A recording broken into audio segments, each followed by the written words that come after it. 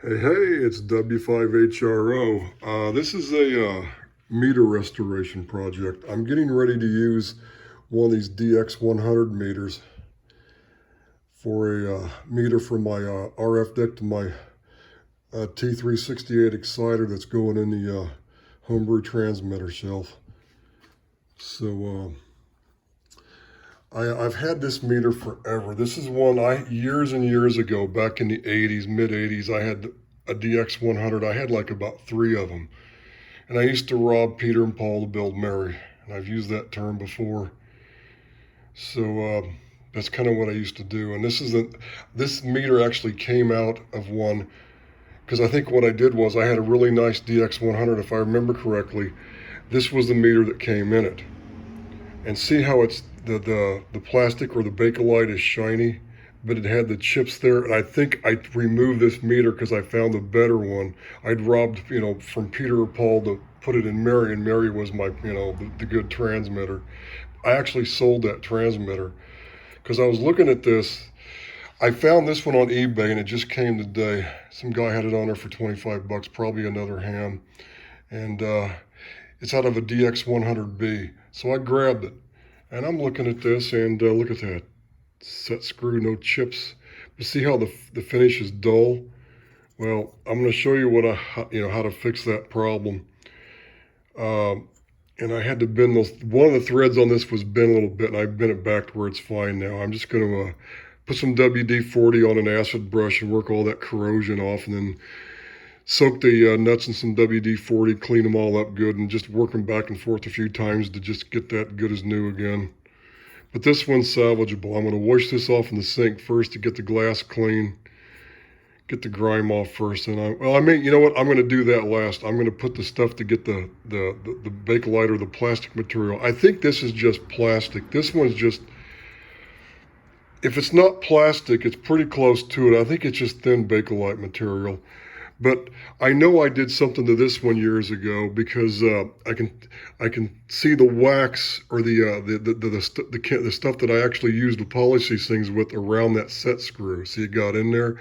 I never bothered to take a little small toothpick or one of my tiny precision screwdrivers to scrape that out of there, because normally I'll do that. But I may have just used car wax on this, and I think back when I had this, came from my very first DX100, and I think back when I had that is before I found the process that I use now. It's something that I came up with.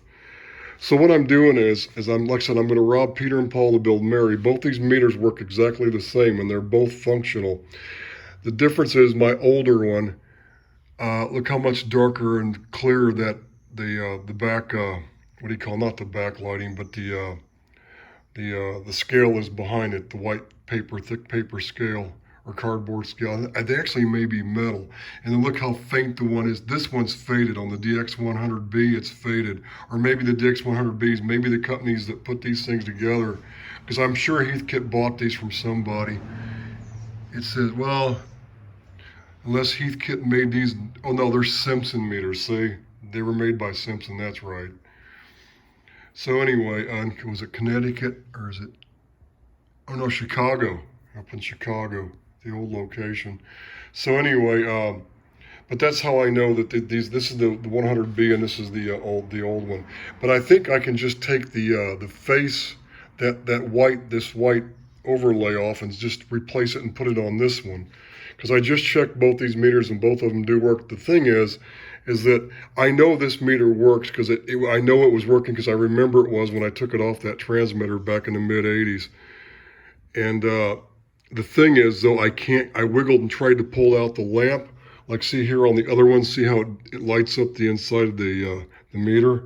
That's kind of why I wanted to use these. That backlighted meter is nice. The backlighting is great. This one plugged just fine. This one, I think this one was loose, and I may have put a little bit of epoxy or a little bit of glue to just kind of stick it in there so it would quit popping out, but I don't remember. I'm going to take a pair of pliers and see if I can wiggle it a little bit with some padding around it. If it doesn't come loose, I've got to dismantle the meter and break loose whatever was in there. But if it's going to be that much trouble, then I'll just take the face off of this one and put it on this one.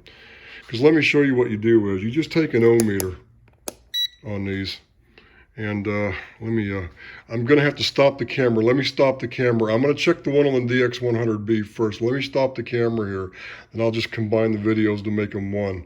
Because I want to get the connections. I don't want to roll this thing over, because if I'm fumbling around with the camera, trying to get these clip leads on the connections on the meter, it may roll over and I may break the needle. I don't want to do that, so I'm going to stop the video.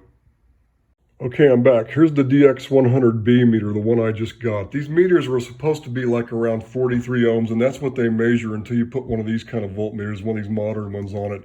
And see, what happens is the meter, you turn the power up the meter. Remember, there's a battery inside these meters, and that's what's driving it. It bounces up for a second, comes back, and then it bounces up way high. And these meters are good when you do that, when they're just right around 25 milliamps on that top scale. Oh, I take it back. That's 200. No, that's if on the DX-100s and the Bs, that top scale was measuring plate current. It was missing a 0, but it also was the other scale for one of the other sections in the transmitter. But you can just say, well, that's 200. That's 250 milliamps, or it's 30 milliamps or 25 milliamps is what it is from the meter, from the battery. I mean, from the battery going to the meter. That's what's causing it to read the 25 milliamps, just shy of it. And I zeroed both of them. So let me stop the camera, because like I said, I don't want to damage the thing when I go to plug up the other one. I'm going to switch to the old meter, my original one. Okay, I'm back again. Now here's my original meter. See, it's the one that I still have it's got the wire coming off that lamp, because I can't pull the lamp socket out. See, it's still in there. But see, look, it came up to the same spot, just under 25 milliamps. Let me see if I can figure out a way to hold the camera and take this thing on and off. I just don't want the meter to roll over and break the needle on the towel that's on top of this workstation I have set up. Let me see if I can figure out there, see? Now I think I can reach under here if I'm careful. Gotta be careful. Let me see. Okay, 1, 2, 3. Here we go. Clipped on. See what it does? Bang. So both meters are the same. This one only measures like 40. Oh, the other one's, what happens is it moves around, but that's normal. But these meters typically, when you take them out of one of the DX-100 transmitters, they should read about around 43 ohms, plus or minus a little bit, and that means they're good. And what you can do is, when you hook them up inside of a transmitter or whatever project you have, you can put a meter.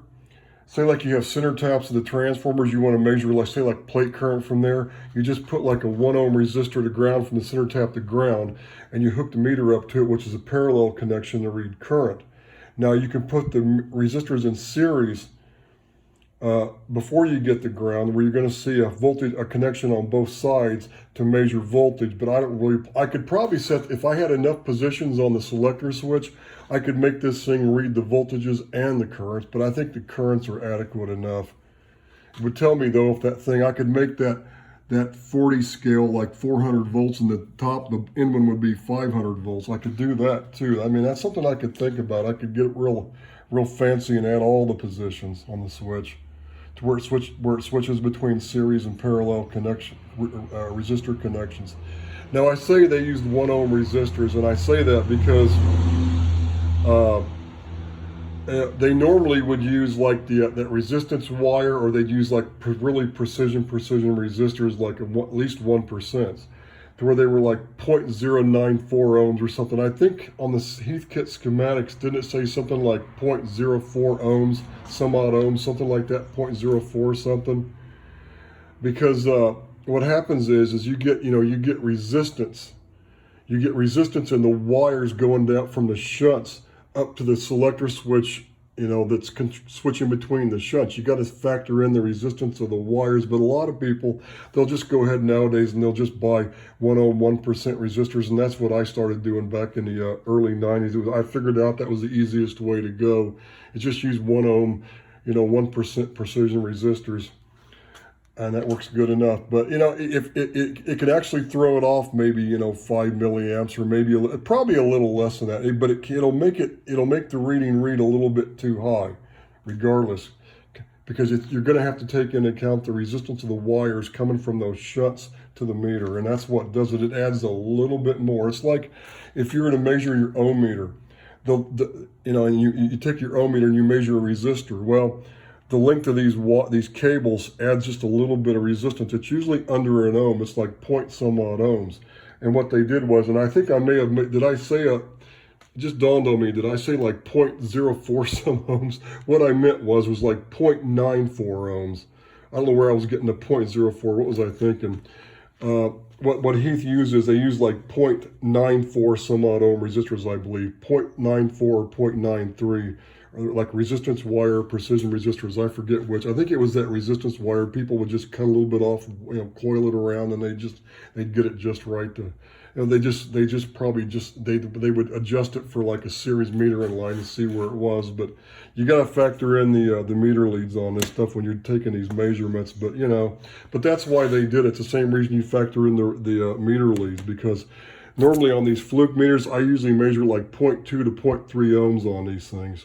So if you have like two of them in series, that's like what? That's 0.6 ohms. They're not that long. They're really long. I had a set of long meters that were leads that were like around 0.6 ohms, but I think if I'm not mistaken, both of these combined on these shorter ones are like around 0.3 ohms, maybe 0.2. So that will throw off a precision current measurement if it's small enough. Like if you're going to measure microamps, now it's going to matter. That would matter. You'd have to factor it in, but most people just use the 1 ohm, 1% resistors nowadays, and it's close enough for government work, just so they have some kind of a reading for their transmitter and so forth. So anyway, but that's kind of what I've been doing. I'm going to rob Peter and Paul to build Mary, and I think that's what I'm going to do. This meter I know for a fact works, and I just proved it. So I'm going to go ahead and I'm going to polish up, and I'm going to show you what I was really going to make this project about was how to shine the meter fronts. But I basically wanted to use these, explain more about these Heath meters that were used in the DX-100 transmitter series. And I want to show you what I used to polish these things. And it's something I'm the one that came up with it. Now, I'm not saying that somebody at some point in time didn't come up with the idea too, but this is one of those little trade secrets of mine. Well, what happened is, back in the 80s when I started dragging home all the antique stuff, the antique radios, some of the stuff had brass parts, so I went and I got some brass polish, some brass metal polish to take the oxidation and the corrosion off from the brass, make it look as good and as nice as possible. And I think after I started doing that, I think one day I either had a knob off of it was a Bakelite knob off a radio, or maybe it was one of the meters. And I just thought, let me try some of this, because it dawned on me, this Brasso it has a fine abrasive. It's a fine abrasive liquid. So you shake it up good, and so what you do is you just smear it all over this material, the Bakelite material, even some of the plastics, and just smear it all over and let it dry like car wax, and it gets kind of dry and just like car wax on a car if you let it dry, right? And then you polish it off. And as soon as you start rubbing it off, you'll see it start to shine. You're going to be like, oh my God. And then what you do is you do it like 2 or 3 times till you get every single bit of it and make it look as nice as possible. It's just like car wax, the more coats you put on, the better it looks. So at least two minimum, maybe 3, at least I usually lean towards at least 3 coats of it and do it like 3 times. And you'd be surprised what it will do to one of these meters. I kid you not. Then what you do is just run it in the sink in some cold water. Don't use warm, because you don't want to loosen up the glue behind these where the glass is glued to the back of it.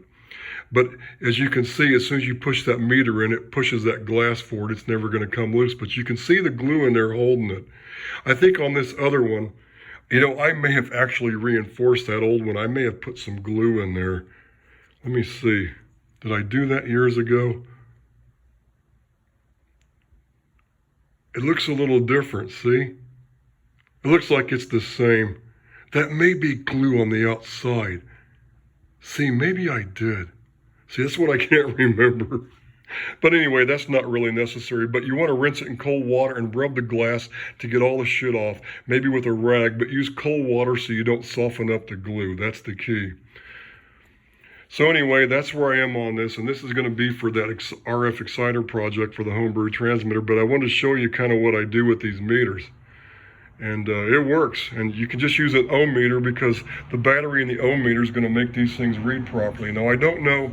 I'd have to go back and see what the battery voltage is in this. I think it's a 1.5 ohm, but it may be using a 9 volt. I got to look again. But like I said, maybe it's dropping it down to a volt and a half, but I'll figure it out. I'll put like a 43 ohm resistor or 45 ohm resistor, and I'll measure what the voltage is across the terminals on the meter. I mean, across the resistor. That'll tell me what it is. So anyway, but that's whatever voltage it is, I'm reading. Well, I should be able to take the ones, because see what they're doing is, I thought I was done with this video. See, it's Fs equals 1 milliamp. That's the full scale. That means where the 5.0 is and the 1.0 is, they're on the far right side of the scale, equals 1 milliamp. So 1 milliamp is going to put it all the way to full scale. So you select the resistors, but I cannot remember if that 40 some ohms is just the resistance of the coil, or if this one this may have an internal shunt, and that's what it's been so many years I don't remember for certain. But I do know it just uses the 1 ohm resistors, or the 0.9 ohm, some odd ohm resistors to read all the scales properly. And that's what I'm going to do. But I'll probably figure it out and do an update on this video once I get it installed in the exciter and get it working. Then maybe I'll try to figure out all the details of exactly what it's doing. If that 40 some ohms is a shunt, or if it's the coil. My guess is it's probably. It may not be the coil. I think that would be larger, but I could be wrong. But I'll figure it out. And I'll document that, and I'll post that information, or I'll do a video about it when I eventually figure that out. But that's it for now. That's how you take apart the Heathkit meters, and what I use to. This is my little trade secret. I came up with this. Like I said, I don't know if I'm the first one that ever came up with it, but believe me, it's. Nobody else I know is using it. I probably told people on it on the air a number of years ago, and I'm sure other people pass that on. So, but I'm the one who started that. Now, there's another old trade secret, and I learned this from my grandpa and some of my old radio friends. The guys, what's funny is, as soon as I open this thing out of the box, I put it up to my nose, and yeah, I smell that nicotine in there, man. Those guys would sit by in the gear, man, and they'd chain smoke Lucky Strikes or Camels left and right, one after the other, man. The old AMers back then, God, that's why half of them died from lung cancer and heart attacks and strokes. But it preserved the equipment. That might be why this meter face is in good shape. It's dull, like most of them, but I've seen these things. Oh God, I've seen these things where the plastic was actually starting to disintegrate. It was so bad. It must not have belonged to a nicotine addicted ham. So anyway, but that other trick that I was going to remind you of, which you see I digressed again. The other trade secret is, you have like a transmitter, it's got an old relay in it, and the contacts are starting to get kind of pitted and dirty, and it has trouble making contact every time. The best cure for that? Another thing from when the guys used to sit there and chain smoke all night long on the radio. They had their cigarette lighter. Well, what they use inside the lighters? Rosin's lighter fluid, right? So what the old guys used to do is they used to squirt rosin lighter fluid on the relay contacts, because one of them on down the road, probably somebody back in the 20s or 30s, figured it out, that if you put a little bit of lighter fluid on there, when the relay contacts want to come down and make electrical contact, like in high voltage supplies, you're going to get an arc before those contacts actually meet and touch and make physical contact. It's going to arc right before it gets to it. It's going to get a spark right between the contacts, right? So it would quickly ignite that lighter fluid, and it would burn the crap off. And my grandfather would get in there and he'd squirt a couple little drops on the contacts, and it would clear up, man. Oh, that's the meter telling me, hey, say bat, dude. It's going to shut off here by itself in a minute. I'll just do it before that happens. But anyway, that's the other old trade secret. Rosin's lighter fluid on relay contacts. If you're in a and you need a quick pinch fix, that's what you do. Just squirt some Rosin's lighter fluid on the contacts. Works every time, almost every time. I knew guys used to do that to starters in their cars. Oh my God, and they'd still shit. I watched one guy catch his Jeep on fire doing that one time. That was hilarious. The engine started burning up. Oh my God, flames were shooting up. Oh my God. He got it put out in time, but he overdid the rosin's lighter fluid trying to start it. So anyway, that's all I have for now. That's one of my trade secrets. This one came from me. You want to shine Bakelite knobs or meters? This is what you use. And there's nothing else that'll work any better, unless you want to get a little polishing, wheel or a little tool where you can actually, make it to perfection, which is not a bad idea. So that's it for now. This is W5HR on an O.